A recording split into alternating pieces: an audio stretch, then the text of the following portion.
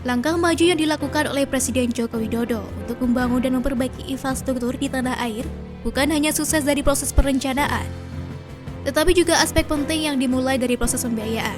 Ya sama, usaha pun terlaksana sampai proses pengaplikasian di lapangan juga tereksekusi dengan nyata. Nah, apa saja infrastruktur yang berhasil dibangun oleh Presiden Jokowi untuk masa depan Indonesia? Proyek pertama adalah Trans Sumatera. Dengan waktu kurang lebih 2,5 tahun, jalan tol Tembagi Besar Pematang Panggang Kayu Agung dapat dirampungkan konstruksinya. Pembangunan tol ini juga mendapatkan rekor Museum Rekor Indonesia atau rekor muri dengan memecahkan rekor, yakni pembangunan jalan tol terpanjang di Indonesia.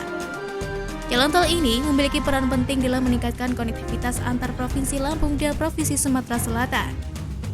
Kemudian juga terhubung dengan berbagai kawasan-kawasan produktif yang dapat mendukung pertumbuhan ekonomi, mengurangi biaya logistik, dan menciptakan pusat-pusat ekonomi baru di Pulau Sumatera. Nantinya Jalan Tol Trans Sumatera atau JTTS ditargetkan akan rampung tersambung dari Lampung hingga ujung Sumatera, yaitu Aceh pada tahun 2024 mendatang. Dan hingga saat ini telah beroperasi sepanjang 653 km yang terdiri dari 9 ruas tol. Nah, kira-kira ada nggak ya presiden berikutnya yang bisa memecahkan rekor ini? Selanjutnya, proyek yang kedua yakni Trans Papua. Trans Papua merupakan salah satu proyek pembangunan jalan tol yang cukup monumental pada periode reformasi ini. Jalan tol Papua adalah jalan nasional yang menghubungkan setiap provinsi di Papua. Membentang dari kota Sorong di Provinsi Papua Barat hingga Merauke di Provinsi Papua Selatan. Dengan total panjang mencapai 4.330,07 km. Dari total panjang tersebut terbagi atas 3.259 km di Provinsi Papua, Provinsi Papua Tengah, Provinsi Papua Pegunungan, Provinsi Papua Selatan, dan 1.070,62 km di Provinsi Papua Barat.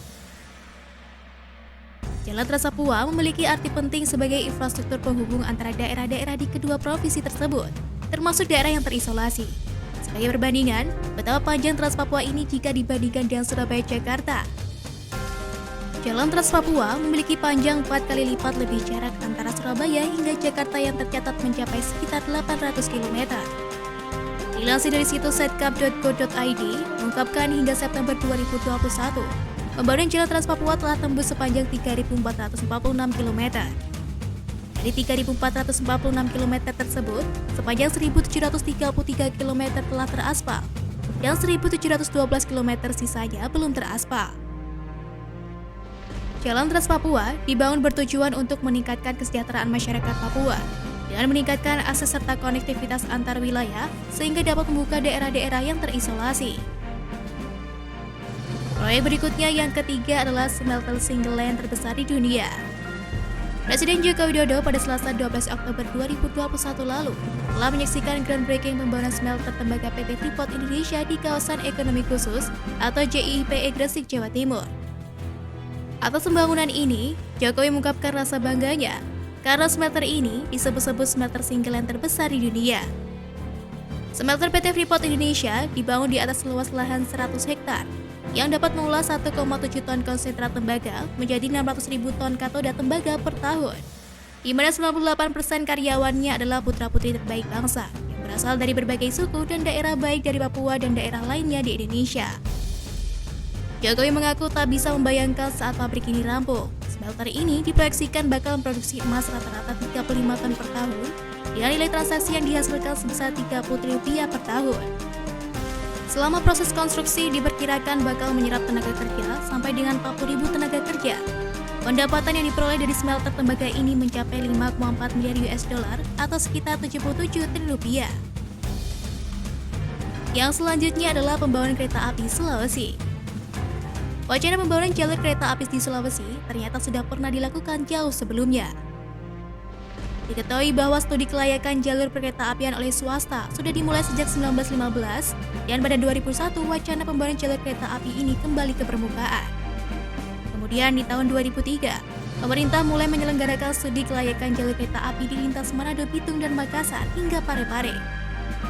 Namun proyek ini tiba-tiba hilang bagi telan bumi.